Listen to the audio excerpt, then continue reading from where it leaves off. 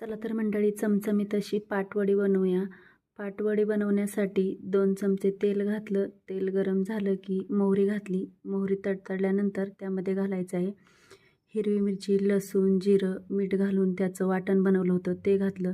ते लालसर भाजू दिलं. भाजल्यानंतर हळद घातली. हळद घातल्यानंतर पाणी घालायचं आहे आणि भरपूर सारी कोथिंबीर घालायची.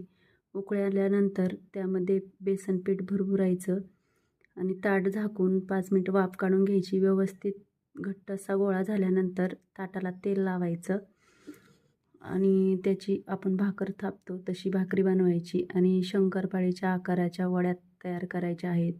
तर बऱ्याच जणांना लाँग व्हिडिओ बघायचा कंटाळा येतो, तर त्यांच्यासाठी मी पार्ट 1 आणि पार्ट 2 पाटवडी रस्सा भाजी पण घेऊन आलेली आहे. तर व्हिडिओ आवडला असेल तर नक्कीच लाईक, शेअर, सबस्क्राईब करा आणि पार्ट 2 बघायला विसरू नका. धन्यवाद.